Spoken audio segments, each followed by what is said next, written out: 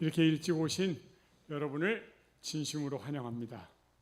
이렇게 일찍 오셔서 함께 찬양하시러 오시는 분들이기 때문에 더 귀한 것 같아요. 네. 특별히 이번 전도회에 우리 이병주 목사님, 천수담 목사님은 저희 사랑의 띠의 부부가 개인적으로 아주 좋아하는 목사님입니다. 왜 그러냐면 저희 부부는 눈이 작은 사람을 좋아해요.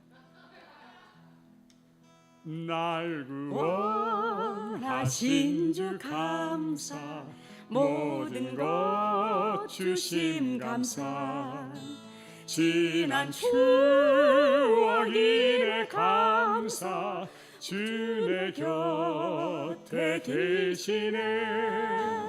향기로운 봄철에 감사, 외로운 가을날 감사, 사라진 눈물도 감사, 나의 영혼 평안을 응답하신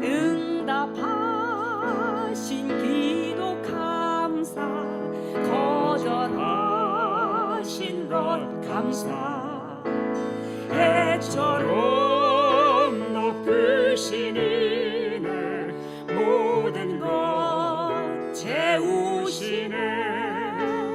아픔과 기쁨도 감사, 절망 중 위로 감사, 증량 못할 은혜 감사, 크신 사랑 감사해. 제가 할게요. 길가의 장미꽃 감사, 길가에 장미꽃 감사, 장미꽃 가시 감사, 따스한 가정, 희망 주신 것 감사, 기쁨과 슬픔도 감사, 하늘 평안을 감사, 내일의 희망을 감사, 영원토록 감사해. 아멘. 여러분, 할렐루야. 우리의 마음을 편안하게 하는 정서가 주로 기쁨이 우리를 평화롭게 한다고 하는데, 기쁨보다 감사가 우리의 마음을 훨씬 더 평화롭게 한다고 합니다. 아멘. 그래서 우리 마음이 불안할 때 기도하잖아요. 근데 기도하다가도 감사를 하는 것이 훨씬 더 우리의 마음을 편안하게 합니다. 아멘. 그렇죠? 아멘. 길가에 장미꽃 감사, 그리고 장미꽃에 가시가 있음에 감사. 아멘. 장미꽃이 막 불평을 했대요. 왜 이 아름다운 내 몸에 이렇게 가시를 주셨냐고 하나님한테 막 불평했대요. 그랬더니 하나님이 뭐라고 그러시는지 아세요? 너는 원래 가시나무였다. 그런데 너에게 아름다운 꽃을 주었단다. 아멘. 여러분, 우리가 다 가시나무죠? 막 짜증내고, 그렇지만 우리에게 사랑의 꽃을 피우게 하신 하나님께 감사합니다. 아멘. 길가에 장미꽃 감사, 장미꽃 가시 감사,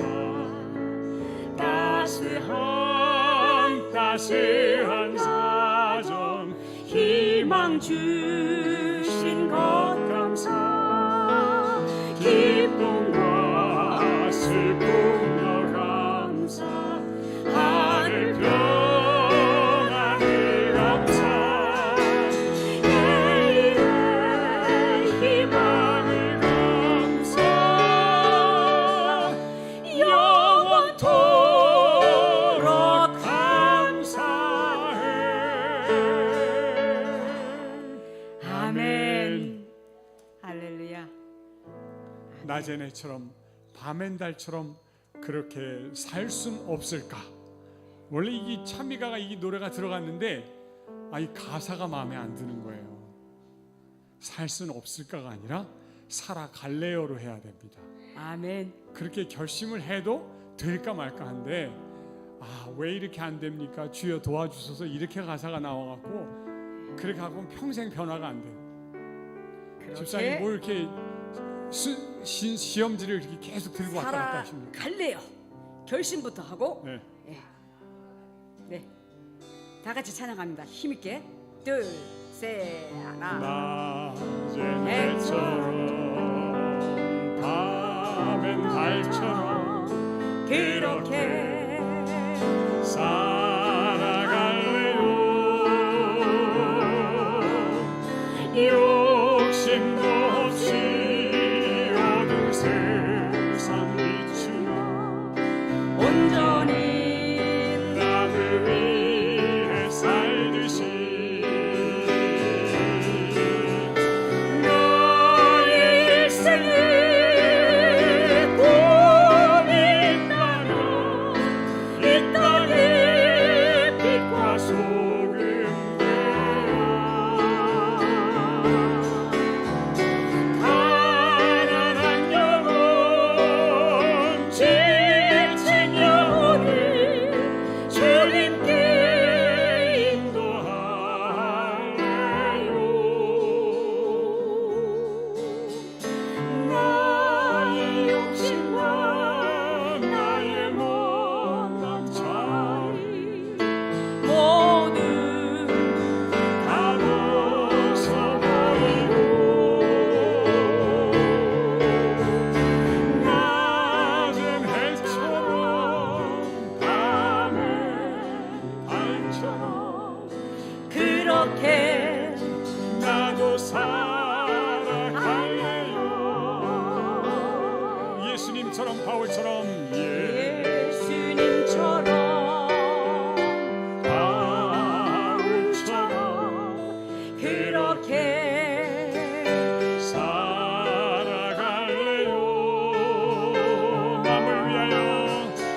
남을 위하여 당신들의 온몸을 온전히 버리셨던 것처럼 주님 사랑은 베푸는 사랑 값없이 커져주는 사랑 너의 마음도 받는 것보다 주는 것 더욱 좋아하리. 나의 입술을 주님 닮아가고요. 내 맘도 주님을 닮아요. 예수님처럼 바울처럼 예수님처럼 바울처럼 그렇게 나도 살아갈래요. 그렇게 나도 살아갈래요.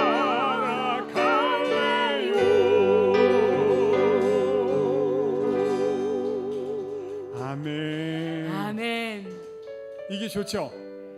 네, 이 가사가 좀 훨씬 좋은 것 같아요. 네, 왜 이렇게 안 됩니까?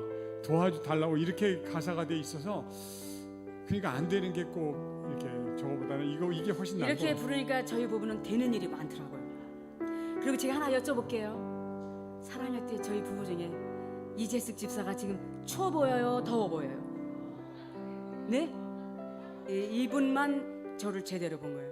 저는 지금 굉장히 덥습니다. 제가 이렇게 말씀드려요. 요양원이나 이런 데 가면 온열 치료 중에 최고의 온열 치료는 찬양이다. 찬양은 이 겉에 이 온열 치료는 겉에 왜 이런 데 데피는 거잖아요. 거기부터. 찬양은 속에서부터 데펴집니다. 굉장히 지금 제가 그래서 더워요. 찬양을 하실 때 네. 냉랭하게 하지 마시고 뜨겁게 찬양하시기 바랍니다. 예, 어떻게 하면 찬양하실 되냐면 여보 잠깐만 내가 가르쳐 줘야 돼. 솔로를 하듯이 하면 집중해서 할 수 있어요. 회중 찬양처럼 그냥 곁다리로 가면 항상 그 사람은 곁다리 찬양밖에 못해요. 그래서 숨도 아무 때나 쉬어버려. 막 이 부분 너미 쉬어주겠지 뭐, 너미 불러주겠지. 그렇게 안 하고 정말 하나님 앞에서 난 솔리스트야 하고 하는 사람은 아주 프레이징이라고 그러죠. 길게 아주 멋들어지게. 그래서 저는 노래를 집중으로 하기 때문에 잘하고 몸도 뜨거워지는. 목사님 그리고 이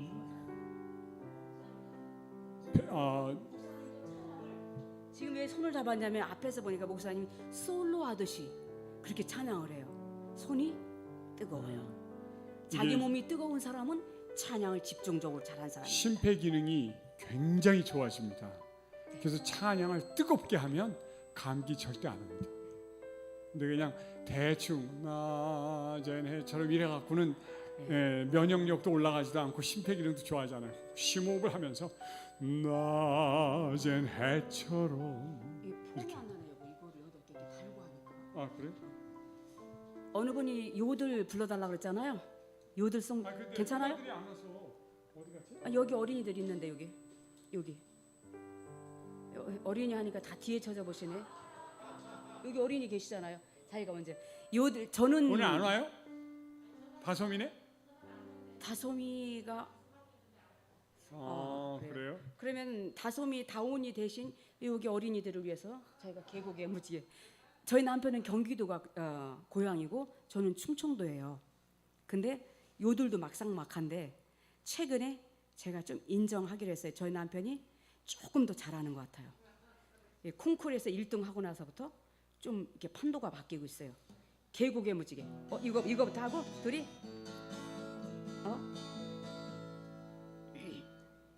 A로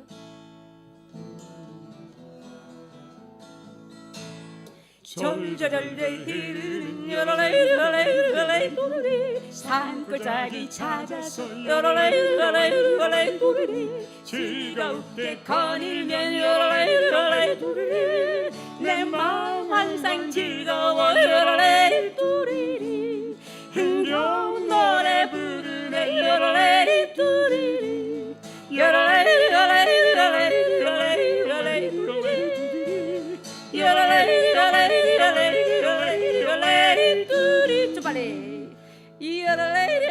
좀 빨리 좀 더 빨리. 좀 빨리 시작.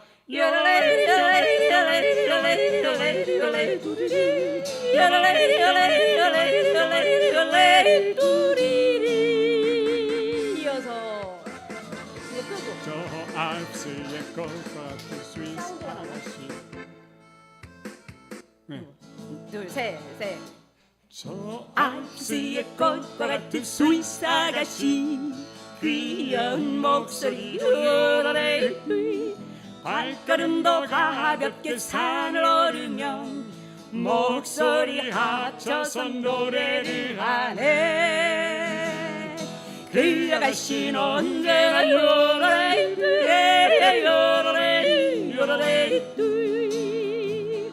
귀여운 목소리로 요로레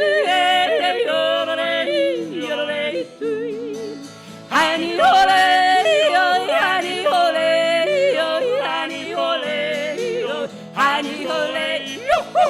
하니 올레 하니 올레 하니 올레 하니 올레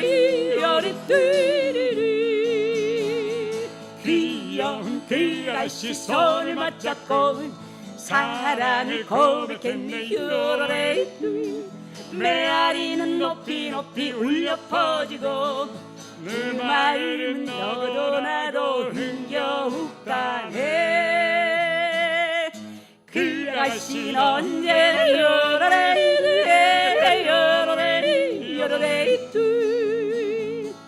귀여운 목소리로 요로레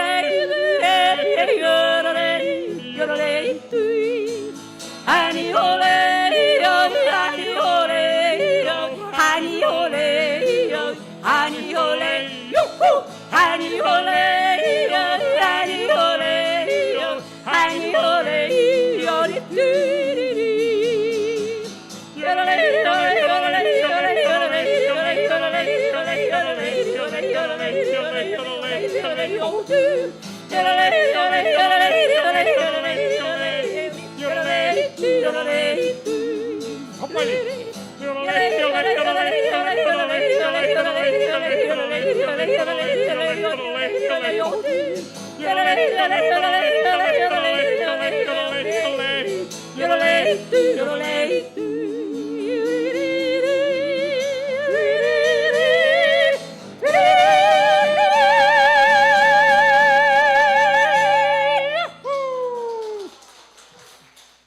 이번에는 저희 남편이 저보다 조금 더 잘하거든요.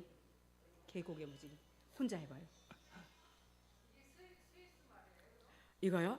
아 이게 산에서 양떼를 부르는 소리래요. 그렇기도 하고 멀리 있는 예. 사랑하는 사람을 부를 목동들끼리 예, 부르는 소리이기도 하고 요들은 꺾는 소리입니다. 가슴 소리와 머리 소리를 꺾는 소리예요. 예, 요들의 정수. 저희 남편 1등 했다고 그랬죠? 예, 거기 저도 들어갔어요. 혼자 1등 한 게 아니에요. 예, 저희 남편 혼자 했어요.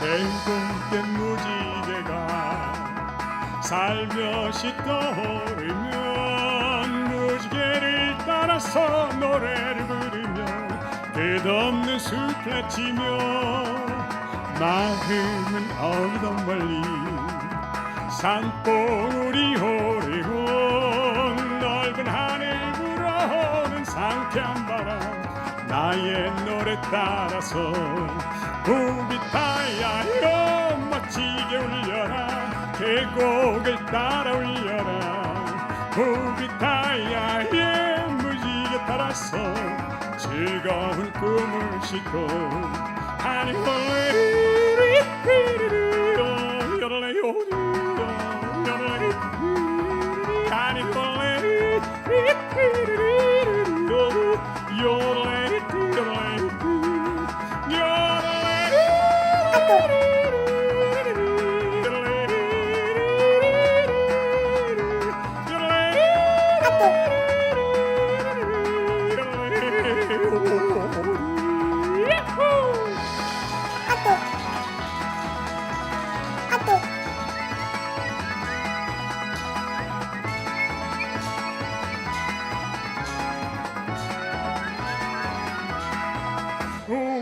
우비타야여 멋지게 울려라 계곡을 따라 울려라 우비타야의 무지개 따라서 즐거운 꿈을 싣고 하니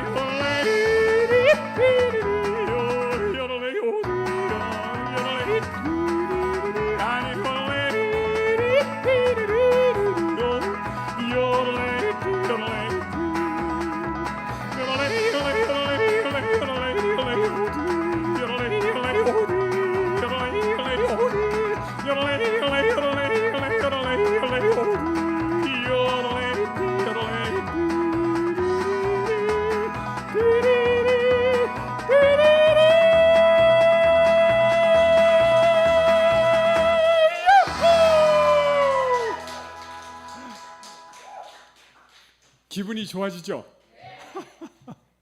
이 요들송은 에너지가 굉장히 높아요. 그래서 듣는 사람이 기분이 아주 좋아지고 아주 우울한 사람을 밝게 만드는 그래서 우울증 환자의 치료제로 요들송 배우기를 많이 합니다. 여러분 기분 좋아지셨죠? 천국입니다. 우리가 하늘나라 가면 요들송을 부를 거라고 생각이 들어요. 나는 성가곡 부를게. 우리 이재숙은 성가곡을 네. 저희가 요들을 하고 나서 소리도 훨씬 좋아졌거든요. 소리가 젊어졌어요. 요들의 특징이 굉장히 밝아요. 이 음악은 장조와 단조가 있는데 요들은 전부 다가 장조입니다. 가사는 아주 아름다운 천연계를 노래하고 있죠. 저희가 환갑진하고 요들은 아주 잘 선택한 것 같아요.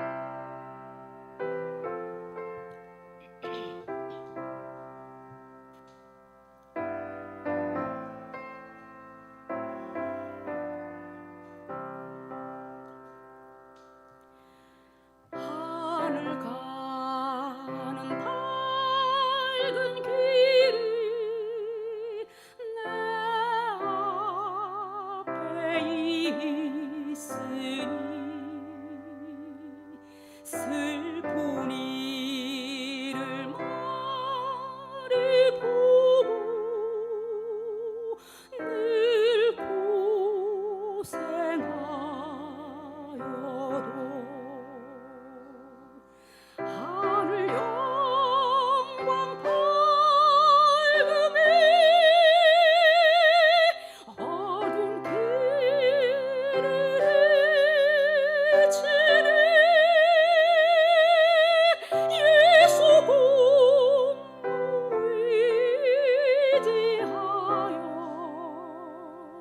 항상 빛을 보도다. 내가 정성 바라보고 가까이 왔으니 아버지의 영광침에 가쉴맘이 있도다. 나는 부족하여도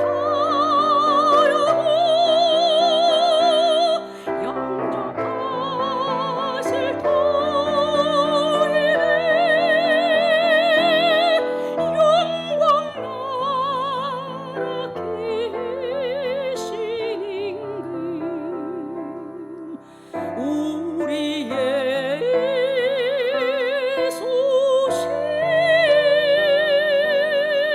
소시로다.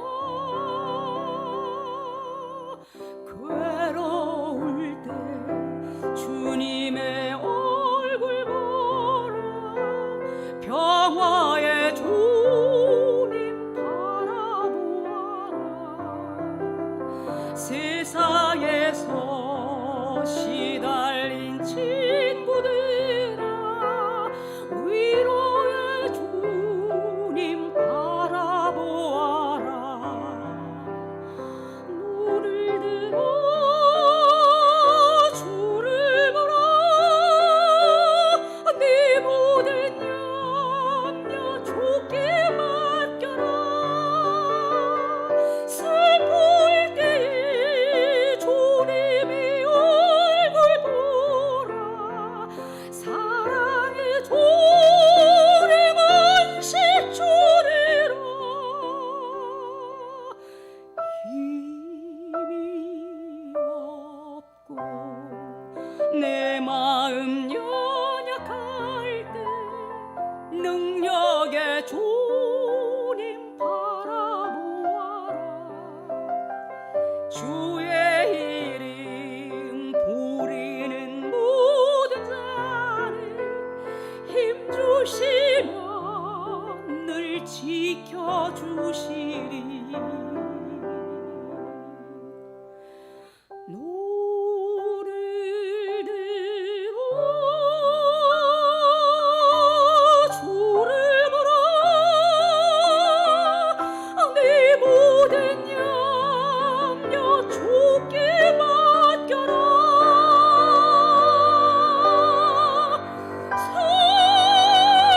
슬플 때에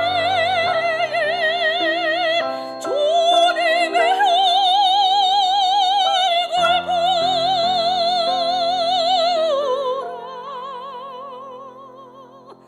사랑의 주님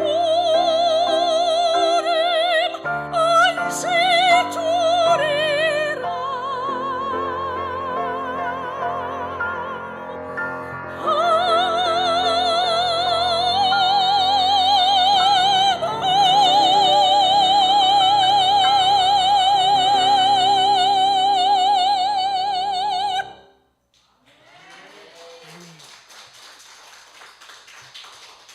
다 같이 일어나셔서 주제가 마음속에 근심 있는 사람 예수께 오라. 아주 힘있게 부르시겠습니다. 이 찬양은 기도하시는 마음으로 뭐 이렇게 손을 모으시고 한번 해보겠습니다. 전주해 주세요.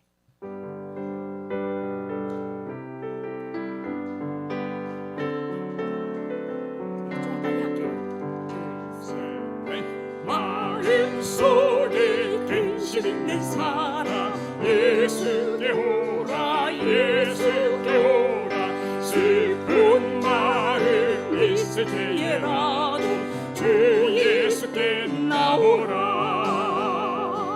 예수께 오라. 예수께 오라. 우리의 친구니 무엇이나 근심하지 말고 주 예수께 나오라. 눈물 나며 기쁨 한숨 쉴 때 예수께 오라.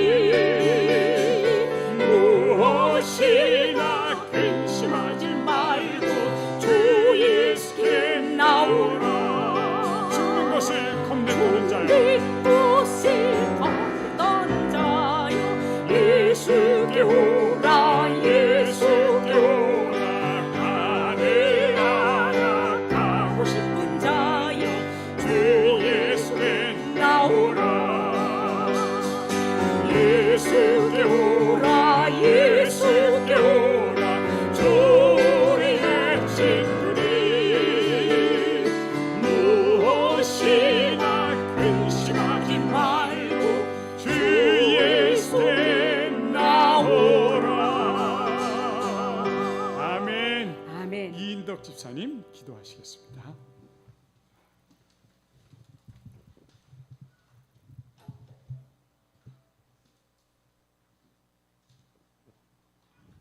천지 만물을 창조하시고 또 우리를 만드신 하나님 아버지, 사람이 죄를 지음으로 인하여 하나님과 분리된 온 인류를 구원하시기 위하여 하늘 높은 보좌를 버리시고 이 땅에 내려오셔서 십자가의 고통과 고난을 당하시어 우리를 구원하여 주신 아버지 하나님의 뜨거운 사랑과 은혜를 어찌 말로 다 표현할 수 있사오리까.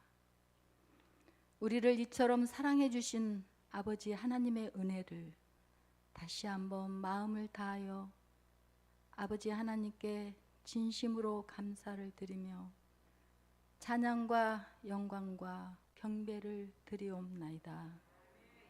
아버지 하나님, 그동안 어리석은 저희들은 눈에 보이는 것만 믿으며 건강하면 7, 80세요 장수하면 100세를 누리는 짧은 인생만을 위해 모든 소망과 꿈을 이루기 위해 달려가고 있었습니다. 이제는 보이지는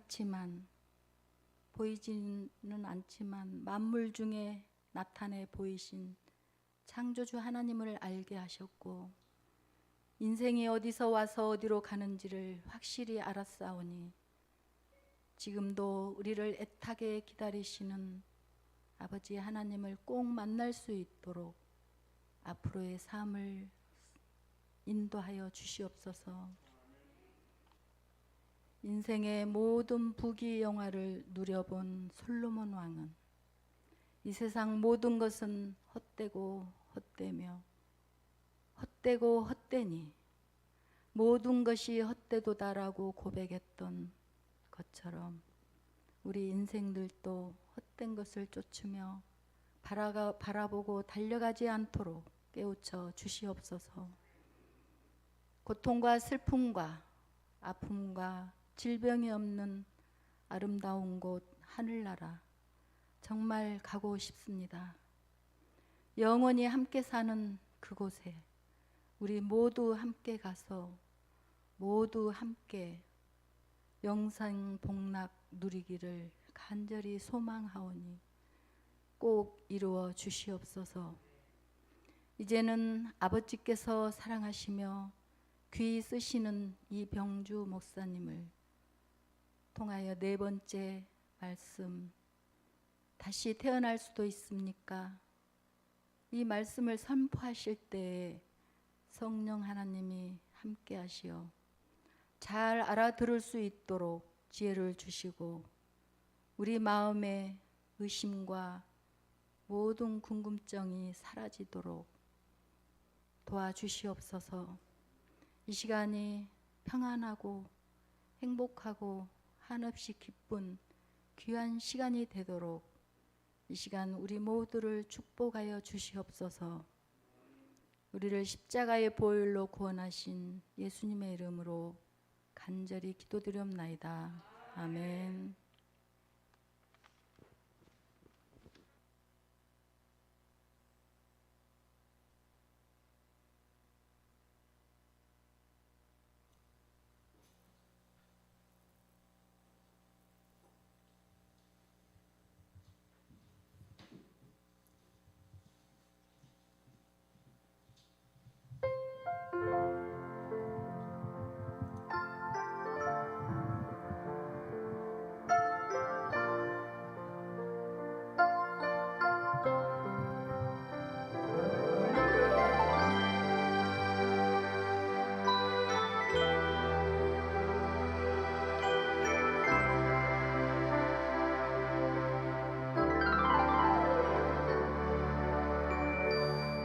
갈보리 언덕에 주님의 십자가 그 피로 내 죄를 깨끗하게 씻었네.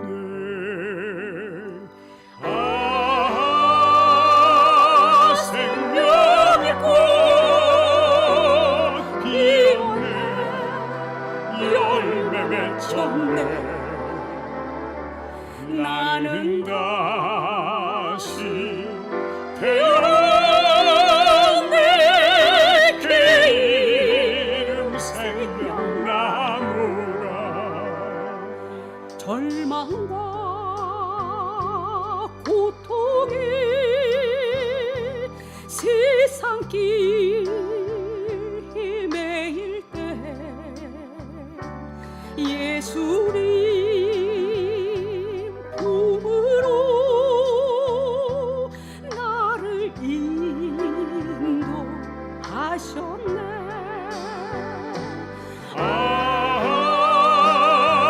생명의 꽃 피었네. 열매 맺혔네. 나는 다시 태어났네. 그 이름 생명나무라.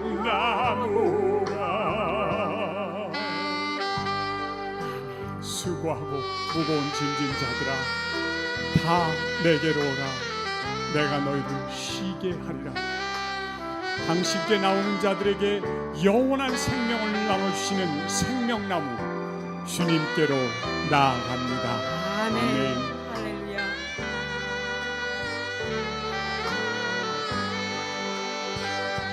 지나온 인생길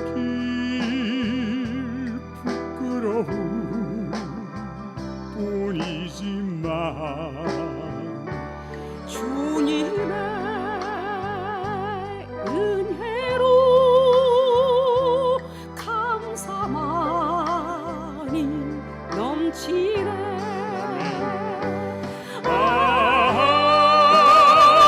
생명의 꽃 피었네. 열매 맺혔네. 나는 다시 태어났네. 그 이름 생명나무라. 나는 다시 태어났네.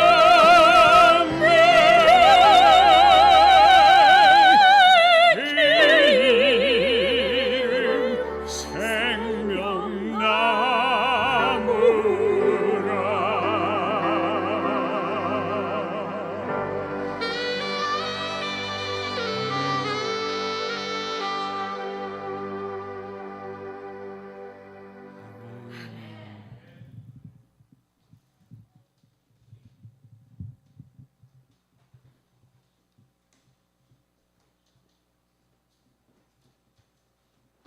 (2020) 하남교회 복음잔치 그 네 번째 날, 또 현장과 우리 유튜브 온라인으로 함께 해주신 여러분 진심으로 환영합니다.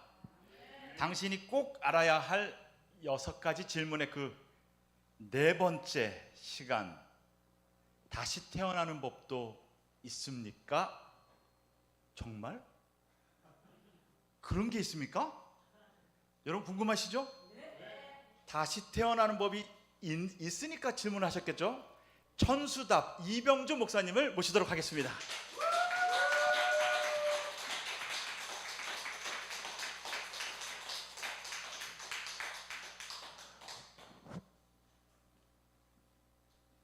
여러분 안녕하십니까? 벌써 네 번째 날인가요? 굉장히 빨리 시간이 가는데요. 이 목회를 하다 보면 참 많은 사람을 만나게 됩니다. 한 번은 두 아이를 둔 아기 엄마를 만났는데요. 남편을 뭐라고 할까? 결혼 생활이 너무 힘든 거예요. 남편이 술을 너무 많이 마시는데, 술을 마시고 와서 집에 와서 자면 괜찮겠는데, 집에 와서 밤새도록 이 세 딸 하나 아들 하나인데 부인을 3명을 앉혀놓고 밤새도록 훈계를 하는 거예요. 이제 그리고 뭐 꼼짝을 못하게 하는 거예요. 앉혀놓고 잔소리를 하기 시작해갖고 새벽 2시 그리고 뭐 조금 어떻게 뭐 하려 그러면 이제 주먹이 날아오는 거죠.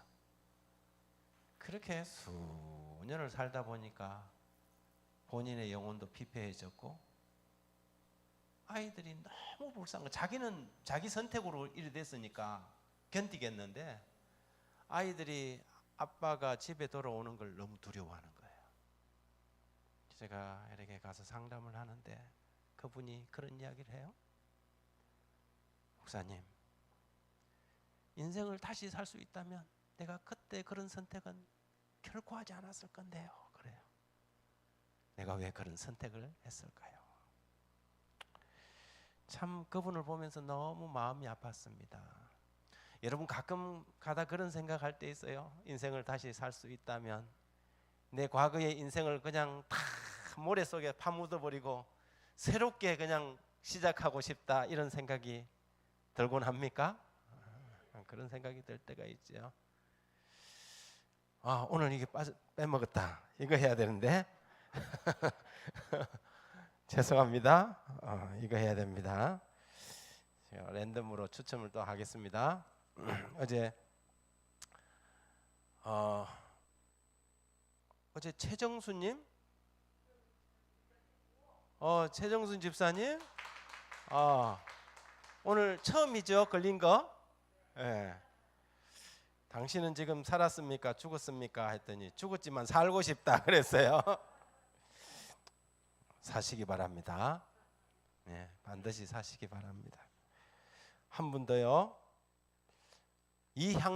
이향진님, 이향란님, 이향란 집사님. 살아 계신 분들이 자꾸 죽었다 그러니까 내가 당황스러워져요. 죽었지만 살고 싶다 그랬어요.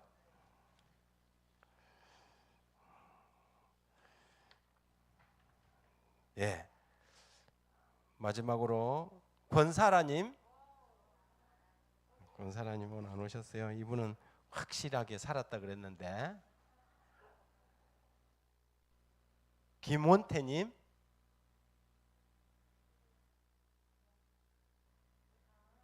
김원태님은 인천 남부교회에서 왔었네요.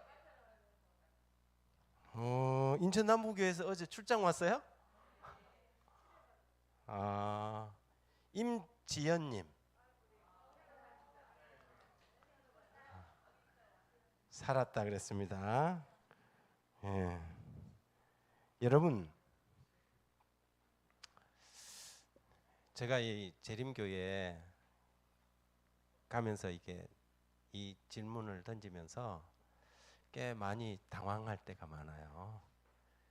무슨 말이냐면 여러분 속에 예수 그리스도가 계십니까? 그래서 살았습니까? 여러분, 우리는 구원과 영생을 우리의 감정이나 느낌으로 받는 게 아니에요. 우리가 믿는 것은 우리의 감정이나 느낌이 아니라 하나님의 약속이에요. 아시겠어요? 남편과 머리끄댕이를 잡고 싸워도 예수 그리스도가 우리 안에 있으면 우리가 사는 사람이에요? 그런데 우리가 부부싸움 한번 했다고 구원 못 받은 사람처럼 구원에 대한 확신이 흔들리면 안 돼요. 아시겠어요? 여러분, 구원은 우리의 문제가 아니고 하나님의 문제예요. 아시겠어요? 내가 하는 문제가 아니고 하나님께서 하시는 문제예요. 하나님께서 하시겠다 하는데 누가 뭐라 하겠어요? 그 사랑에서 끊을 수 있어요? 끊을 수 없어요. 그러므로 누가 여러분들에게 뭐라 하든지 간에 사단이 여러분에게 귓속말로 야, 너 같은 게 어떻게 구원받을 수 있겠냐? 너 자신을 봐. 이래도 무슨 소리야? 나를 보면 절망이지만 예수님을 보면 희망이야. 사탄아 물러가라. 그렇게 이야기할 수 있어야 돼요. 왜냐하면 우리가 신뢰하는 것은 하나님의 약속이지 우리의 감정과 우리의 기분이 아니다 이 말이에요. 여러분 구원받았습니까? 구원받은 것을 무엇으로 증명할 수 있어요? 말씀과 약속으로 증명하는 거예요. 하나님의 말씀에는 거짓이 없어요. 그죠? 그러면 우리가 하나님을 거짓말장이로 만들면 안 돼요. 하나님을 못 믿을 분으로 만들면 안 돼요. 그래서 하나님은 믿으시다 그랬어요. 그죠? 믿으시다는 말이 뭐냐면 신실하고 믿을 만하다 이 말이에요. 여러분, 우리가 하나님을 믿는다는 것은 하나님이 하신 약속은 믿으시고 신실하기 때문에 나는 그 약속을 하나님을 믿는다는 거예요. 그런데 우리의 믿음이 가끔 약해져. 자기 감정과 기분에 따라서. 이거는 믿음 아니에요. 그렇게 믿으면 안 돼요. 그래서 우리 자신을 보면 절망이라도 하나님을 보면 뭐가 생겨요? 희망이 생기는 거죠. 감사합니까? 어제 댓글 주신 분 중에 오늘은 허필숙님에게 선물 날아갑니다. 목사님, 이분 허필숙님 끝번호 6238님 챙겨주십시오. 네, 고맙습니다. 자, 함께 기도하겠습니다. 하늘에 계신 아버지 하나님, 오늘 네 번째 질문을 가지고 우리가 다시 시작합니다. 지난 3일 동안 하나님의 말씀을 들었던 귀하고 복된 영혼들, 하나님 그들에게 은혜를 베풀어 주셔서 그들이 어느 곳에 있든지 이 현장에 왔든지 혹 또 여러 어려운 일들 때문에 이 자리에 참여하지 못했던지 간에 그들이 유튜브나 온라인을 통해서라도 말씀을 듣게 하시고 주어지는 이 생명의 기회를 얻는 데 실패하지 않도록 도와주시옵소서. 우리가 천국 문 앞에까지 가서 되돌아서지 않도록 도와주시고 천국을 얻는 하나님의 나라가 우리의 마음속에 임할 수 있도록 은혜를 베풀어 주옵소서. 예수님 이름으로 기도드립니다. 자, 네 번째 에피소드, 사람이 다시 사는 길이 있을까요? 입니다. 여러분, 요즘 은퇴하고 난 다음에 이 노후 대책으로 하루에 한 달에 어느 정도 있으면 이 수도권 지역에서 좀 살아가는데 그럭저럭 살 수 있을까요? 뭐 한도 없이 끝도 없이 막 쓸라 그러면 그러겠지만 그래도 노후에 살아가는데 좀 마음을 비우셨어요. 50만 원. 야, 참. 150만 원 정도면 150에서 200만 원 정도면 그냥 뭐 남 눈치 안 보고 살 수 있겠다. 150에서 200 정도. 뭐 우리가 뭐 무슨 뭐 오픈카 타고 다니면서 뭐 그럴 거 아니잖아요. 그냥 노후 생활하면서 봉사 활동하면서 살아가는데 150에서 200 정도 있으면 좋겠다. 여러분, 혹시 이런 통장이 하나 있으면 어때요? 매일 여러분들한테 86,400원을 누군가가 보내줘요. 매일.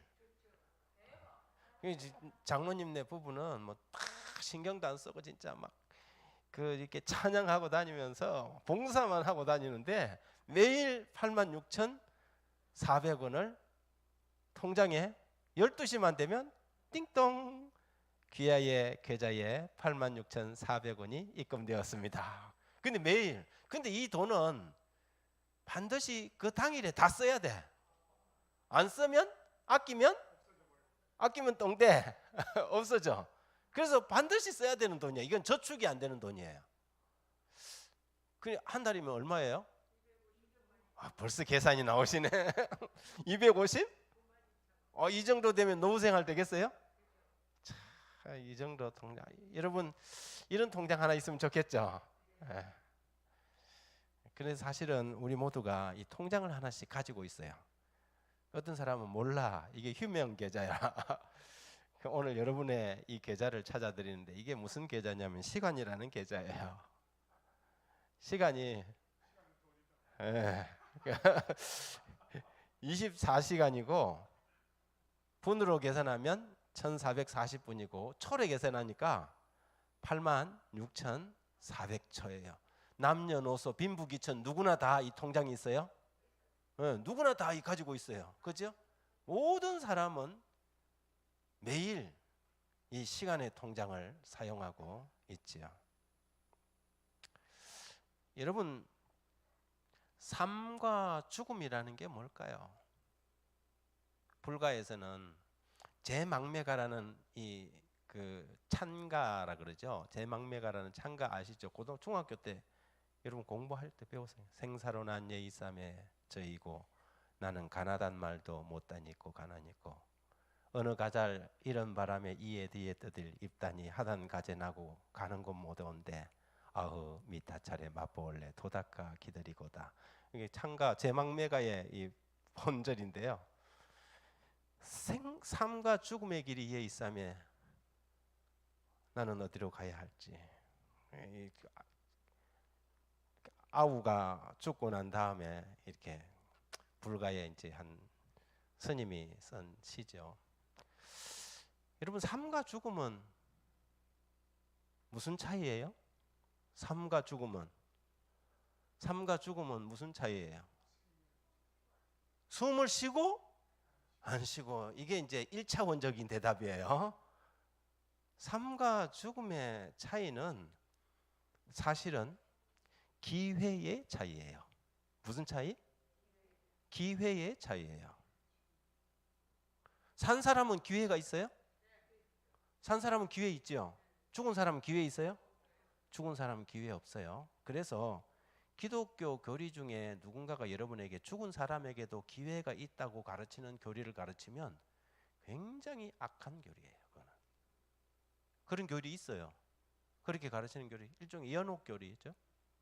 죽고 난 다음에도 연옥에서 천국 갈 수 있고 어디 갈 수 있다는 거예요.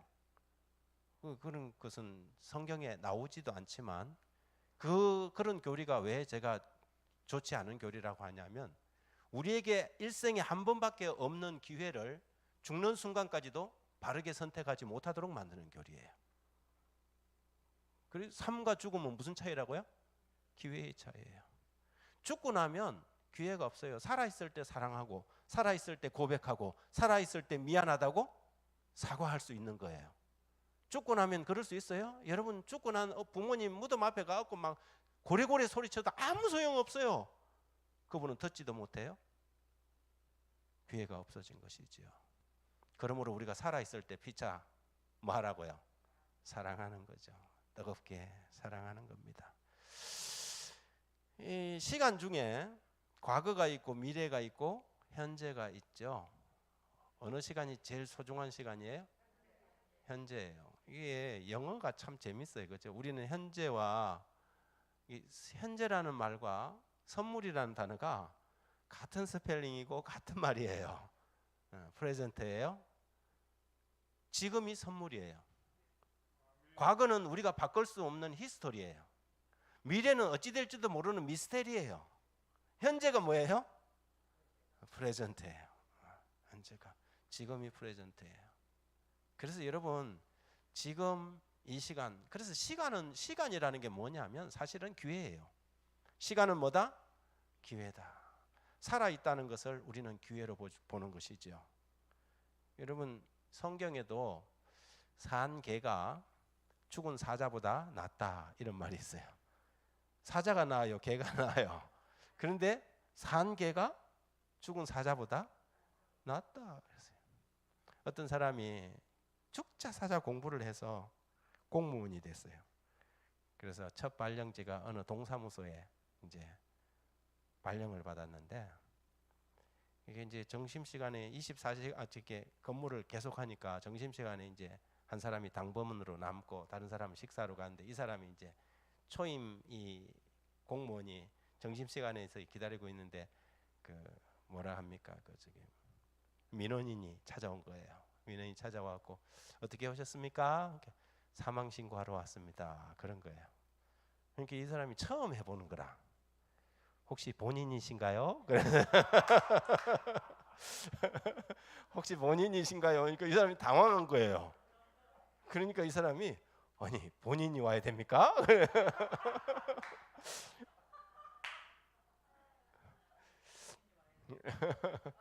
여러분 죽으면요 사망 신고도 지 맘대로 못 해요. 남이 해줘야 돼.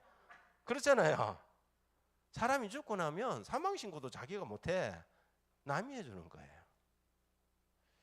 죽음이라는 것은 기회의 끝이에요. No turning point예요.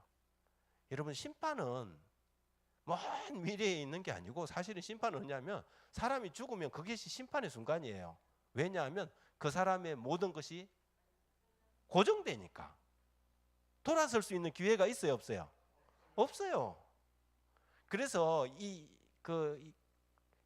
심판을 이야기를 할 때 개인적인 심판이 있고 히스토리컬 저지먼트라 그래요. 역사적인 심판이 있어요. 하나님의 심판이 영원한 심판이 다가오고 있잖아요. 그죠? 그런데 그 심판을 기다릴 것도 없어요. 사람이 죽으면 이미 그 사람에게는 운명이 고정된 거예요. 그래서 살아 있을 때 우리가 뭐 해야 되냐면 바른 선택을 하고 바른 결정을 하는 게 중요해요. 그런데 많은 사람들이 여러분 삶이라는 게 태어날 때는 순서가 있지만 삶이라는 게 없지요. 제가 지난주에도 올해 제가 교통사고를 한 몇 번 당했어요. 제가 벌써 한 30년 운전을 했는데 거의 사고로 난 적이 없는데 올해 전도회를 다니는데 뒤에서 와갖고 그냥 받아버리지 않나 몇 번 사고를 당했어요. 그래서 이상하다. 왜 올해 나 이렇게 사고가 많지? 지난주 안식일 저녁에 저기 마달피에서 우리 교정 선교하시는 분, 교도소 선교하는 분들 모임이 총회가 있어서 거기 간다고 차를 팍 달려 내려가는데 대전 좀 지나서 뭐가 파박 이래요. 그래갖고 제가 딱 보니까 게이지에 노란 불 있잖아요. 불이 쫙 들어오는 거예요. 그러더니 뭐 순식간에 바퀴에서 다다다다닥 하더라고요. 그래서 차를 옆으로 딱 세웠죠. 차 바퀴가 팍 주저앉아 버린 거예요. 아마 길가에 뭐가 떨어져 있었는데 그게 옆에를 때린 것 같아요. 앞바퀴가 그랬으면 차는 어떻게 될까요? 굴렀죠. 고속도로에서 뭐 100km 이상 달리고 있는 상황이었으니까 제가 차를 세우고 하나님께 기도했어요. 하나님 감사합니다. 여러분 우리는요 어느 순간에 죽을지 아무도 몰라요. 그래서 구원은 어제 저녁에 그랬잖아요. 구원은 미룰 수 있는 문제가 아니에요. 구원은 시간을 요하는 문제가 아니에요. 즉각적이고 우리의 그 문제를 언제든지 해결해 두어야 하는 것이지요. 사도행전 24장 25절에 보면 한 로마의 총독 이야기가 나옵니다. 사도 바울의 설교를 듣고 바울이 의와 절제와 장차 오는 심판을 강론하니 벨릭스가 두려워하여 대답하되 시방은 가라. 내가 틈이 있으면 너를 부르리라. 시방은 가라. 이 무슨 말이에요? 설교를 들었어요? 말씀을 들었어요? 교회 전도에 참석했어요? 은혜를 받았어요. 근데 은혜 받았으면 예수님을 그대로 영접해야 되는데 벨릭스는 이 설교를 듣고 주저했어요. 선택하기를 미루었어요. 그런데 여러분 벨릭스는 어떤 사람이 되었느냐 하면 사도행전 24장 이후에 벨릭스가 그 다음에 사도 바울을 불러서 말씀을 듣고 구원받았던 기록이 성경에 나올까요? 없어요. 한마디로 구원받을 뻔한 사람이 된 거죠. 이 세상에서 가장 슬픈 사람이 어떤 사람이냐면 구원받을 뻔한 사람이에요. 구원받을 수 있는 기회가 그 앞에 왔는데도 그것을 뭐 하지 못했어요? 잡지 못했다는 것이죠. 그런데 누가복음 19장에 보면 전혀 다른 사람 이야기가 하나 나와요. 이 사람은 정말 절망적인 사람이었는데 자기에게 온 기회를 어떻게 했냐면 딱 낚아챘어요. 같이 한번 읽어봅니다. 제가 흰색을 여러분이 노란색 글을 읽어봅니다. 예수께서 여리고로 들어 지나가시더라. 삭개오라 이름하는 자가 있으니 세리장이요 또한 부자라. 그가 예수께서 어떠한 사람인가 하여 보고자 하되 키가 작고 사람이 많아 할 수 없어 앞으로 달려가서 보기 위하여 돌 무화과 나무에 올라가니 이는 예수께서 그리로 지나가시게 됨이니라. 예수께서 그곳에 이르사 쳐다보시고 이르시되 삭개오야 속히 내려오라 내가 오늘 내 집에 유하여야 하겠다 하시니 급히 내려와 즐거워하며 영접하거늘. 하나 더 읽습니다. 못사람이 보고 수군거려 이르되 저가 죄인의 집에 유하러 들어갔도다 하더라. 삭개오가 서서 주께 여짜오되 주여 보시옵소서 내가 소유의 절반을 가난한 자들에게 주겠사오며 만일 누구의 것을 속여 빼앗은 일이 있으면 내 갑절이나 갚겠나이다. 예수께서 이르시되 오늘 구원이 이 집에 이르렀으니 이 사람도 아브라함의 자손이미로다. 인자가 온 것은 잃어버린 자를 찾아 구원하려 함이니라. 아멘. 제가 2009년도에 이게 삭개오가 살던 삭개오의 마을 여리고에 갔다 왔어요. 거기서 찍은 사진이에요. 돌 모아가 나무예요. 여리고 삼거리에 가면 이 나무가 이렇게 딱 서 있어요. 제가 보니까 좋게 1000년도 넘어 돼 보여요. 얼마나 큰 나무인지 모아가 나무가. 제가 그런 생각을 해봤어요. 야, 삭개오가 혹시 여기에 앉았나 하는 생각이 들었습니다. 여러분, 이 누가복음 19장에 한 인물 삭개오라는 사람의 스토리가 나와요. 그 첫 절이 예수께서 여리고로 들어가 지나가시더라. 우리가 성경을 읽을 때 잘 읽어야 돼요. 누가복음 19장 1절은 예수께서 여리고로 들어가 지나가시더라 그랬어요. 여리고가 예수님의 여행의 목적지가 아니고 뭐 하는 거예요? 지나가는 길에 어디를 들렸어요? 여리고를 들렸어요. 근데 누가복음 19장은 누가복음 24장 가운데 마지막 부분이에요. 후반부예요. 누가복음 마지막 부분 후반부 그 다음에 무슨 사건이 기록되느냐 하면 예수님께서 지금 여리고를 들어서 지나가서 예루살렘으로 올라가서 어떻게 될 거예요? 십자가에 돌아가실 거예요. 다시 여리고를 방문할 기회가 있어요? 다시 말해서 이 삭개오에게 예수님을 만날 수 있는 마지막 기회였다는 거죠. 마지막 기회였어요.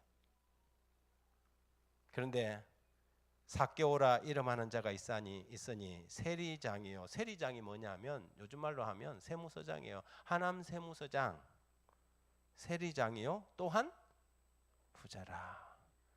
여러분 따님이 결혼한다고 남자친구를 데려왔는데 키는 좀 작은데 보니까는 키는 작아. 왜 삭개오가 키가 작았거든요. 근데 물어봤어요. 자네 그래 우리 딸하고 결혼하려 그러는데 직업은 뭔가 했더니 예 제가 세무공무원입니다. 그래요. 세무공무원 요즘 괜찮아요? 괜찮아요. 그 직급이 뭔가 했더니 머리를 걱정하면서 제가 뭐 변변치 않지만 여기 하남 세무서장을 하고 있습니다. 그래요. 그러면 처음에는 키가 작아갖고 하다가 어떻게 해요? 세무공무원이라니까 그래 직급이 뭔가 했더니 세무서장이라 그래. 그러면 얼굴이 어떻게 되겠어요? 그래? 그래 뭐 결혼하면 가서 살 아파트는 있는가? 예, 좀 큰 아파트가 하나 있습니다. 삭개오가 그랬어요. 근데 여러분 지금 시대는 세리장, 세무서장이 괜찮은 직분이지만 예수님 당시 때는 전혀 달랐어요. 그게 뭐냐면 이 유대 사회가 로마 제국의 지배를 받는 시대예요. 우리나라 이 일제 강점기 때 일제 사람들의 앞잡이 노릇하면서 순사질을 하고 그러면서 백성들을 괴롭히는 사람들 있잖아요. 일종의 그런 매국노죠. 그러니까는 이 유대 사람들은 세리들을 아주 그냥 몹쓸 사람들로 봤어요. 왜냐하면 로마가 세금을 걷기 위해서 세리들에게 부정을 합법적으로 인정해 줬어요. 정상적인 세금도 받아들이고 세리들은 그냥 자기들이 있는 거 없는 거 만들어 갖고 부정적인 세금도 막 뜯어냈어요. 민족의 고혈을 짜서 자기 배를 채우는 사람들이 누구예요? 세리들이에요. 그래서 세리들은 유대 사회에서 죄인의 대명사로 이렇게 불리는 사람들이에요. 예수님도 그런 표현을 썼어요. 바리새인들보다 너희들보다 세리와 창기들이 하나님 나라라 먼저 들어갈 것이다 그랬어요. 세리를 누구하고 패키지로 묶었어요? 창기와 세리라 그랬잖아요. 창기들하고 세리들하고 패키지로 묶었어요. 그 당시 사회적인 뭐냐면 세리들의 신분이 그랬단 말이에요. 그래서 유대 사회에서는 세리들은 법정에 정언을 설 수가 없었어요. 세리의 말은 다 거짓말이라고 생각했기 때문에 법정에 와서 정인 선사하세요? 선서 딱 하잖아요.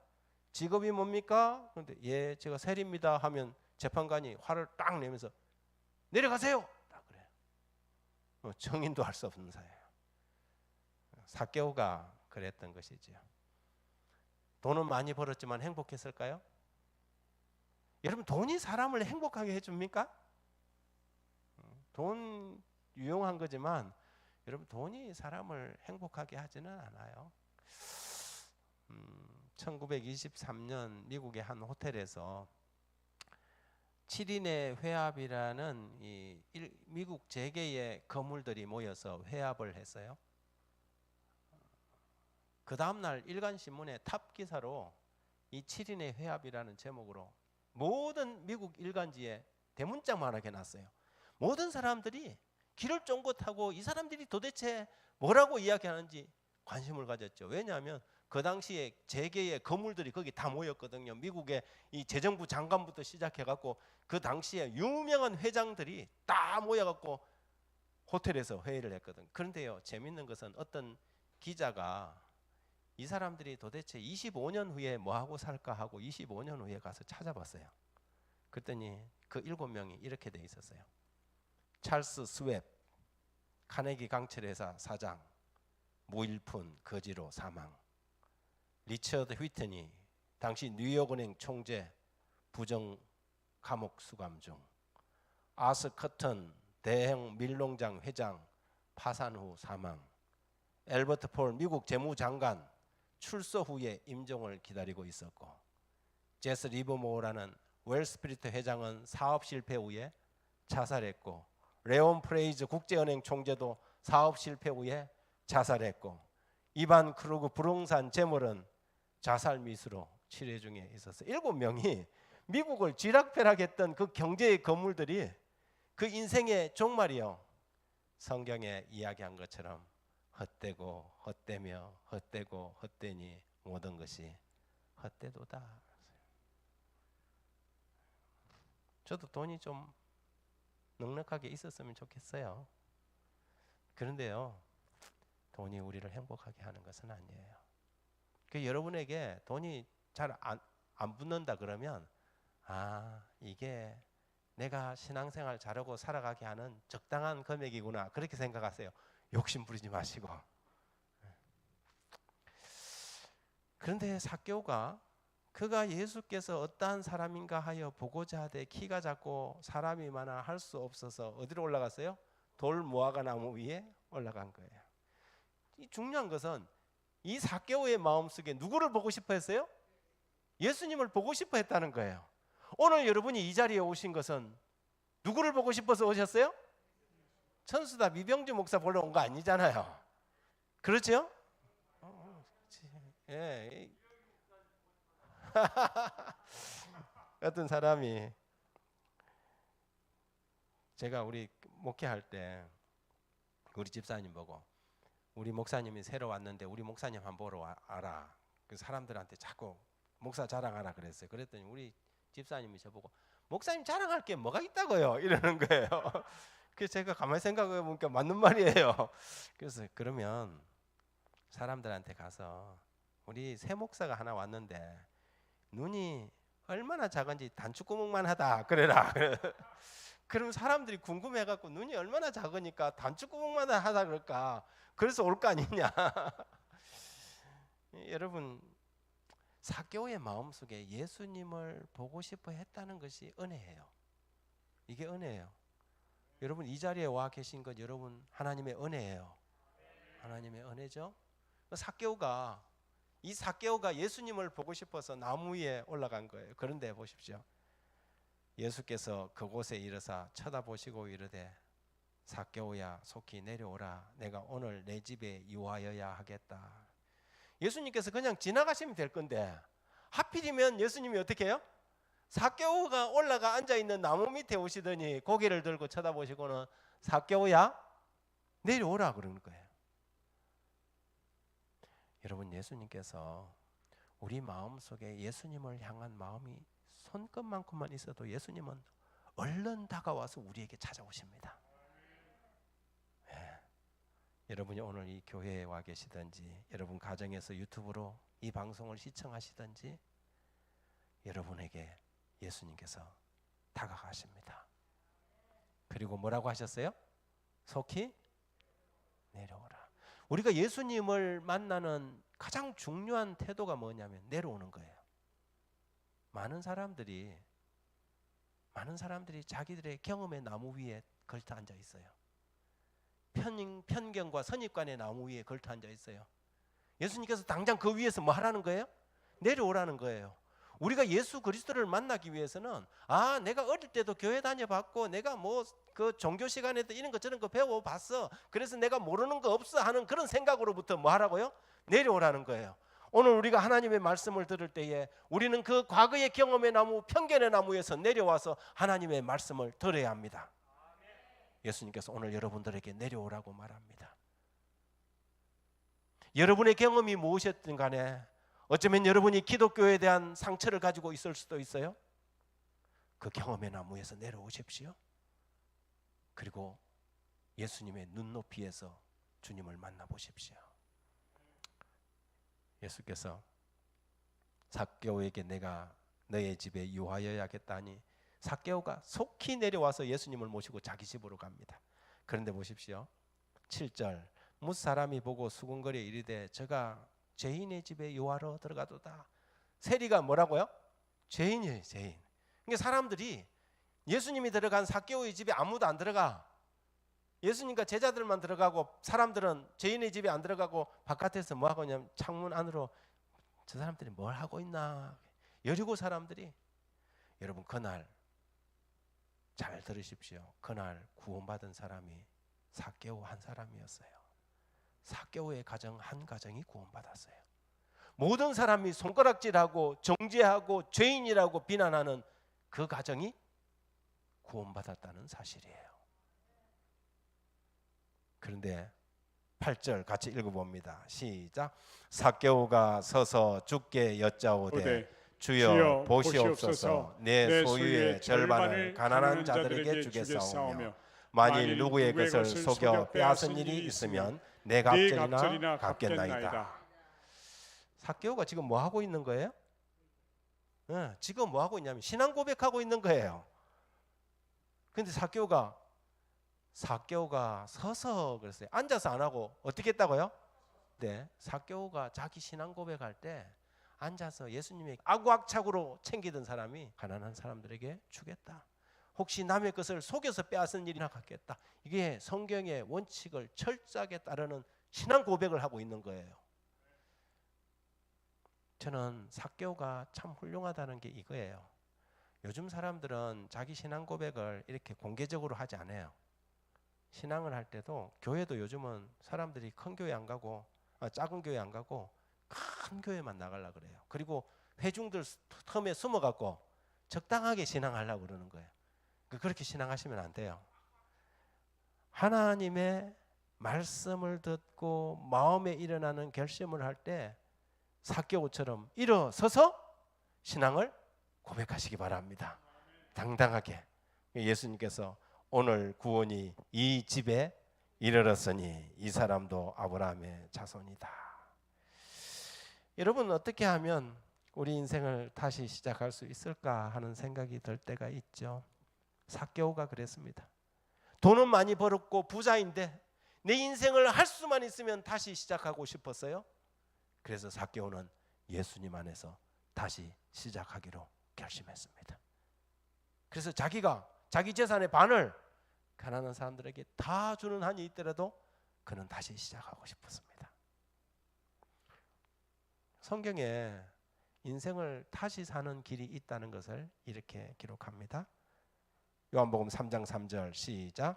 예수께서 대답하여 이르시되 진실로 진실로 내게 이르노니 사람이 거듭나지 아니하면 하나님 나라를 볼 수 없느니라. 사람이 거듭난다. 어떻게 거듭나느냐? 예수께서 대답하시되 진실로 진실로 내게 이르노니 사람이 물과 성령으로 나지 아니하면 하나님 나라에 들어갈 수 없다. 아, 거듭나야 되는데 어떻게 거듭나라고요? 물과 성령으로. 물과 성령으로 거듭나는 것은 도대체 어떻게 거듭나는 것인가? 성령으로 거듭나는 것을 먼저 이야기하면 이것은 뭘로 거듭나는 거예요? 하나님의 말씀으로 거듭나는 거예요. 하나님의 말씀이 성령의 감동으로 기록되었잖아요. 이 뭐냐면 내적인 경험이에요. 하나님의 말씀을 듣고 마음속에 내적으로 예수 그리스도를 받아들이는 경험을 성령으로 거듭난다고 그런 거예요. 아시겠어요? 그래서 너희가 거듭난 것이 썩어질 씨로 된 것이 아니요 썩지 아니할 씨로 되었느니 항상 있고 살아있는 하나님의 말씀으로 되었다. 우리 거듭나는 게 하나님의 말씀으로 되었다 그랬잖아요. 이게 성령으로 거듭나는 거예요. 그러면 물로 거듭난다는 것은 뭐냐? 같이 읽어봅니다. 시작. 그러므로 너희는 가서 모든 민족을 제자로 삼아 아버지와 아들과 성령의 이름으로 침례를 베풀고 마가복음 16장 16절 시작. 믿고 침례를 받은 사람은 구원을 얻을 것이요 믿지 않는 사람은 정죄를 받으리라. 뭐냐면 침례예요. 하나님의 말씀을 듣고 내적인 변화가 회심이 일어나는 사람이 그 다음에 하는 스텝이 뭐냐면 침례예요. 내가 하나님의 백성이 되었다는 거예요. 삭개오가 일어서서 자기 신앙을 고백한 것처럼 침례를 받음으로 우리가 하나님 나라에 들어가게 된다는 것이죠. 예수님께서도 침례를 받으셨어요? 예, 요단강에서. 예수님은 사실은 침례 받을 필요가 없는 분이에요. 왜냐하면 예수님은 다시 태어날 필요가 없어. 우리는 죄인이었기 때문에 우리는 다시 태어나야 돼요. 그죠? 그렇지만 예수님은 우리는 아래서 왔고 그분은 위에서 왔고 우리는 육으로 태어났고 그분은 성령으로 잉태된 분이에요. 그래서 그분은 침례 받을 필요가 없어. 그런데 뭘 보여주시기 위해서? 본을 보여주시기 위해서 예수님께서 침례를 받으셨어요. 마태복음 3장 16절에 보면 예수께서 침례를 받으시고 곧 물에서 올라오실새 하늘이 열리고 하나님의 성령이 비둘기같이 내려 자기 위에 임하심을 보시더니 하늘로부터 소리가 있어 말씀하시되 이는 내 사랑하는 아들이요 내 기뻐하는 자라 하시니라 그랬어요. 그래서 하늘로부터 소리가 있어요. 여러분, 예수님께서 침례 받고 올라오는데 하늘이 열렸어요. 하늘이 열린 날을 뭐라 그래요? 우리는 하늘이 열리는 날을 개천절이잖아요. 개천절 10개 하늘천 개천절이잖아요. 개천절이에요. 여러분의 개천절은 언제예요? 침례 받은 날 10월 3일은 우리나라 개천절이고 우리 국가 개천절이고 우리 여러분의 각자의 개천절은 여러분이 침례 받은 날. 하늘이 아직 안 열린 사람 있어요? 하늘이 안 열린 사람 있죠. 아직 침례 안 받은 사람들은 하늘이 안 열렸어요. 우리 땅에 속한 사람이에요. 하늘에 속한 사람이 아니라. 우리가 물과 성령으로 거듭나면 하늘이 열리고 하나님께서 이는 내 사랑하는 아들이요 기뻐하는 자라는 우리의 신분이 바뀝니다. 여러분들이 다 하나님의 자녀로 거듭나길 간절히 바랍니다. 이디오피아의 국고를 맡은 한 내시가 예루살렘에 왔다가 성경책을 하나를 얻었는데 이사야서예요. 이사야 두루마리를 딱 읽고 가는데 무슨 말인지 도무지 모르겠는 거라. 그때 집사 빌립이 나타나서 마차를 세웠어요. 그리고는 뭐라고 하냐면 지금 읽고 있는 것을 이해하십니까? 도대체 무슨 말인지 모르겠다. 그럼 제가 좀 설명해 드려도 될까요? 그리고 마차를 타고 가면서 설명을 하는 거예요. 그가 읽고 있던 게 이사야 53장이에요. 예수님께서 이 땅에 오시기 600년 전에 기록된 이사야서에 뭐라고 기록되어 있는지 같이 읽어봅니다. 시작. 그는 실로 우리의 질고를 지고 우리의 슬픔을 당하였거늘 우리는 생각하기를 그는 징벌을 받아 하나님께 맞으며 고난을 당한다 하였노라. 그가 찔림은 우리의 허물 때문이요 그가 상함은 우리의 죄악 때문이라. 그가 징계를 받음으로 우리는 우리 평화를 평화를 누리고 그가 채찍에 맞음으로 우리는 나음을 받았도다. 도대체 그가 누구냐 이거죠. 그가 누구길래 나를 대신해서 내 죄악 때문에 징계를 받고 나 때문에 채찍에 맞아서 이렇게 고난을 당했느냐. 예수님 오시기 전에 600년 전에 쓴 이사야 선지자의 길에 예수님에 대한 고난받는 종에 대한 예언이 기록되어 있는 것을 읽은 거예요. 그래서 빌립이 나사렛 예수의 이야기를 쫙 해주니까 이분이 무슨 생각이 들었어요? 마음에 회심이 일어났어요. 그리고 그가 한 일이 뭐냐면 길 가다가 물 있는 곳에 이르러 내시가 말하되 보라 물이 있으니 내가 침례를 받음에 무슨 거리낌이 있느냐. 마음의 감동을 받고 예수님을 발견하고 난 다음에 그가 뭐 하고 싶었냐면 인생을 새롭게 시작하고 싶었던 거예요. 아, 내가 헛살았구나. 나를 위하여 생명을 바치신 하나님의 아들을 모르고 살았구나. 회개하고 그가 침례를 받기를 원했던 것입니다. 이에 명하여 수레를 멈추고 빌립과 내시가 둘 다 물에 내려가 빌립이 침례를 베풀었어요. 침례 받는 거 보신 적 계셔요? 네, 많이 보셨죠? 이 침례가 뭐냐? 성경은 이렇게 말해요. 침례의 의미, 무릇 그리스도 예수와 합하여 침례를 받은 우리는 그의 죽으심과 합하여 침례를 받은 줄 알지 못하느냐. 그러므로 우리가 그의 죽으심과 합하여 침례를 받음으로 그와 함께 뭐도 되었나니? 장사도 되었나니 만일 우리가 그의 죽으심과 같은 모양으로 연합한 자가 되었으면 또한 그의 부활과 같은 모양으로 연합한 자가 되리라. 침례가 가지고 있는 세 가지 의미. 첫 번째, 우리의 죄된 이전의 생애에 대하여 뭐 하는 것이다? 죽는 것이다. 과거를 물에다가 묻어버리는 거예요. 두 번째, 침례는 우리의 죄를 물 무덤에다가 묻어버리는 것이에요. 여러분 때때로 우리의 과거를 좀 다 씻어버리고 싶을 때가 있습니까? 그렇죠. 내 과거를 다 세탁해버리고 싶을 때가 있죠. 성경에 미가 7장 19절에 이렇게 기록되어 있습니다. 다시 우리를 불쌍히 여기셔서 우리 죄악을 발로 밟으시고 우리의 모든 죄를 깊은 바다에 던지시니라. 매튜 헨리라는 사람은 미가 17장 19절을 주석하면서 거기다 뭐라고 썼는지 알아요? 하나님이 우리의 모든 죄악을 발로 밟으시고 깊은 바다에 그 죄를 빠뜨리시고 거기에다가 팻말을 하나 딱 붙였어요. 낚시 금지. 그렇게 뭐라고요? 낚시 금지. 하나님께서 용서하신 죄를 다시 뭐 건져보지 마, 낚시하지 말라 이 말이에요. 하나님께서 우리의 모든 죄를 다 뭐 했다고요? 깨끗하게 사하셨어요.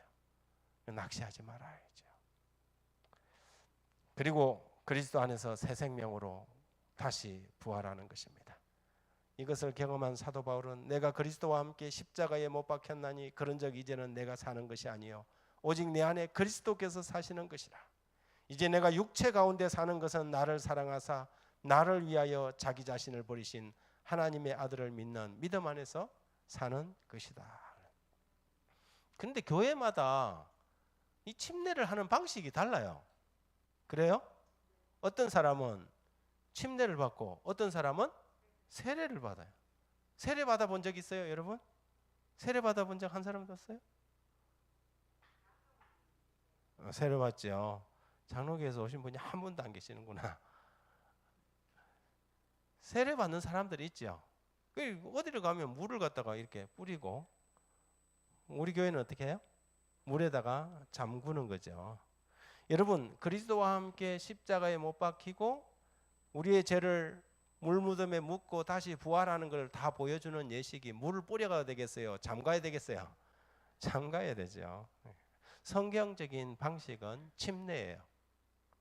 근데 많은 사람들이 세례를 받는 사람들도 있습니다. 근데 성경에 에베소 4장 5절에 주도 한 분이요 믿음도 하나요 침례도 하나다 그렇게 했어요. 고대 교회들을 찾아보니까 1세기의 빌립보 교회의 유적지에서 뭐가 나왔냐면 침례탕이 나왔어요. 예수님 당시에 뭐 받았다는 거예요? 침례식을 했다는 거죠. 오래된 로마의 성 요한 라테란 교회도 가면 침례탕이 이렇게 있고, 피사의 그 기울어진 피사탑 안에도 침례탕이 있어요. 터키 갑바도기아 중세 그리스도인들이 피난처였던 지하 30m, 40m 들어가 피난처에 숨어 살았던 그 이 토굴 속에도 침례탕이 나왔어요. 자기 자녀들이 성장하면 어떤 방식으로든지 뭘 했다니, 물 그냥 대충 거기는 얼마나 물 구하기가 힘들었겠어요. 그런데 뭐 했다는 거예요? 침례를 베풀었다는 거죠. 러시아의 포트로 대제의 침례식에 대한 백화도 그렇고요. 4세기 아프리카 프레스코 백화에 예수님의 침례식을 이런 모습으로 그려놨어요. 물속에 들어갔어요. 여러분, 성경이 말하는 이 침례 예식은 물에 잠기는 거야 돼요. 그것이 성서적이고 성경적이고 예수님의 죽음과 장사와 부활을 다 나타내는 예식이죠.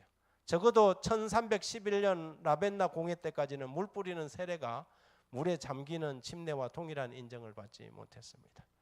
저는 목회를 하면서 꽤 많은 사람들한테 침례식을 했는데요. 이 사람은 한 중소기업의 사장인데 침례받고 그날 얼마나 좋아하던지, 그 부인이 지금 남편 사진 찍는다고 카메라를 들고 있어요. 우리 교회는 남쪽이 돼갖고 침례탕이 밖에 있었어요. 야자수 나무 밑에서 이렇게 침례식을 베풉니다. 성부와 성자와 성령의 이름으로 침례를 베푸노라. 이분은 지금은 집사님이 되셨는데요. KT 자회사 사장인데 침례받고 그날을 얼마나 좋아하는지. 여러분, 저는 1983년 12월 24일 날 침례받았습니다. 이 그림 멋있습니까? 우리 동네예요. 하동이에요. 여기 다리 그 건너가는 저기 이쪽 다리, 그 다리 끝에 우리 집이 있었어요. 12월 24일 날 섬진강에서 침례를 받았습니다. 요즘은 12월이 돼도 안 추운데 저희들 고등학교 때는 진짜 추웠어요. 이게 막 그 섬진강 백사장이거든요. 송림 앞에 백사장에 막 큰 집채만한 얼음 덩어리가 있어서 그 뒤에서 숨바꼭질 타고 그랬거든요.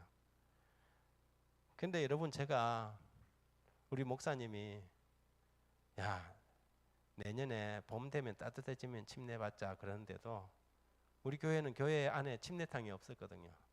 그럼에도 불구하고 제가 목사님 침례 빨리 받고 싶어요 그랬어요. 미루고 싶지 않았어요. 왜냐하면 제가 교회 나오기 전에 나쁜 짓을 하도 많이 해갖고, 제가 엄마 따라서 10살 때 엄마 손잡고 교회를 나왔어요. 우리 어머니가 귀신 들려갖고 고생하다가 예수 믿고 구원받은 사람이 되었거든요. 그 엄마 손잡고 교회 나오기 전에 뭐 어머니가 신기가 있으니까 우리 집안이 어떨 줄 대충 짐작하잖아요.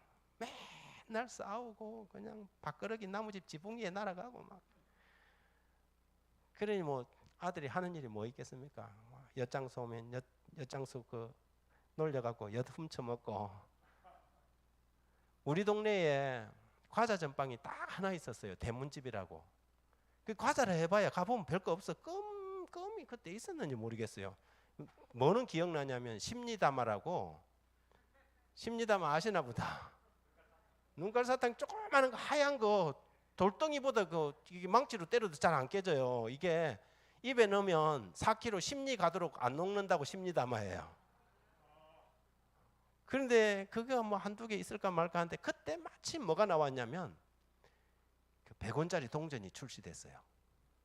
100원짜리 동전이 출시됐는데 이 대문집에서 그 과자 상점을 지키는 사람이 누구냐면, 제가 정확하게는 모르겠어요. 연세가 한 80은 된 것 같아요. 연세가 많은 할아버지인데 이분이 연세가 많아갖고 눈이 어두워. 이 100원짜리인지 10원짜리인지를 구분을 못해요. 그걸 구분하는 방식은 이렇게 끝을 이렇게 긁어봐. 이게 10원짜리는 맨들맨들하고 이게 동그란 부분을 이렇게 해보면 맨들맨들하고 100원짜리는 긁어보면 까틀까틀해요. 어떨어떨하단 말이에요. 제가 친구들하고 학교 갔다 와갖고 10원짜리를 가지고 끌 같은 걸 가지고 몇 시간 동안 막 이렇게 막 상처를 낸 거예요. 막 돌아가면서 막 친구가 네가 해볼게, 땀 나면 내가 할게 갈고 또 내가 받아갖고 그래갖고 10원짜리를 100원짜리로 둔갑을 시켰어요. 그래갖고 이제 그 할아버지를 쏘기로 이제 간 거예요. 그 할아버지한테 간이 얼마나 조만조만해요. 이렇게 딱 주니까 할아버지가 이리 만져보더니 크기는 10원짜리인데 긁어보니 긁어보니 100원짜리로다. 야곱과 에서잖아요. 완전히 야곱이었어요. 내가 성경을 알고 보니까 그때 거기 완전히 야곱이었어요. 형의 축복을 훔치기 위해서 아버지한테 들어간 야곱처럼. 그랬더니 야 얘들아 이게 얼마짜리냐? 100원짜리잖아요. 그래 그러면 골라봐라. 어쩌면 그 할아버지가 알고 있었는지도 모르겠어요. 근데 그걸 갖다가 눈깔사탕 이렇게 골라갖고 주리까지 받아갖고 그걸 성공했다고 둘이서 좋아갖고 막 따라오면서 야 재밌다고. 그런데 이제 그렇게 개구장이 짓을 하고 세월이 지나갔고 엄마를 따라서 교회를 다니면서 신앙생활을 1년, 2년, 3년 하면서 어느 순간부터인가 죄책감이 밀려오기 시작했어요. 내 인생을 이렇게 그때는 철모르게 지냈었는데 돌아보게 되면서 삶을 돌아보면서 내 살아온 삶이 온통 죄악투성이라는 사실을 깨닫게 되었죠. 그런데 더 슬픈 것은 이 죄의 짐이 얼마나 무거운지 그 할아버지에게 가서 내가 4배라도 좀 갚으면 좋겠는데 할아버지가 돌아가시고 안 계신 거예요. 내 죄를 용서받을 길이 없는 것이죠. 그런데 어느 날 목사님께서 성경을 가르치시는데 인생을 다시 살 수 있다는 거예요. 어떻게 그 다시 사느냐? 그랬더니 침례에 대해서 가르치더라고요. 그 순간에 제가 정말 침례를 받고 싶었어요. 그래서 제가 혼자 하면 추우니까 안 될 것 같아서 제 친구를 이렇게 같은 학년 친구한테 야 중환아 우리 침례 받자. 추운데 그래요. 그래서 야 추운 게 대수가 우리 침례 받자. 그래서 이제 걔를 꼬드겨 갖고 목사님에게 찾아갔어요. 목사님 우리 침례 주세요. 그 친구가 지금 저기 서울 그 교문리 어디서 지금 가정의학과 의사하고 있어요. 그 친구하고 둘이서 가고 목사님 침례 주세요 하니까 우리 목사님이 야 이렇게 추운데 내년 봄에 받아라 그래. 아니요 목사님 침례 받고 싶어요. 그 직원회를 해갖고 침례를 받자 그래. 섬진강에 얼마나 추운데 얼음이 동동 떠내려가는데 목사님은 장화를 이만큼 올라오는 거 신고 우리 둘이는 그냥 침례복 입고 훌딱 벗고 들어가고 성부와 성자와 성령으로 침례를 베풀어하는데 얼마나 추운지 막 바깥에 장로님들 장작불 펴놓고 일하고 있고 상상을 해보세요. 그런데요 제가 침례 받고 얼마나 행복한지 내가 다시 인생을 시작할 수 있다는 것이 너무 기뻤어요. 여러분 이런 일이 지금도 일어나고 있습니다. 이 도미니카 공화국에서 2015년도 열린 전도회에서 무려 3,000명이 침례받았습니다. 3,000명이 이 말씀 집회에서 이렇게 마크 피니 목사님 말씀 듣고 저에게도 침례를 좀 베풀어 주세요. 저도 인생을 새롭게 시작하고 싶어요. 물이 있으니 내가 침례를 받으면 무슨 거리낌이 있겠습니까? 3,000명이 하나님 앞에 나왔어요. 파푸아 누기니아의 코르카 지역 전도회 때는요 얼마나 사람들이 많은지 헬기를 타고 올라가서 침례받는 사진을 찍었어요.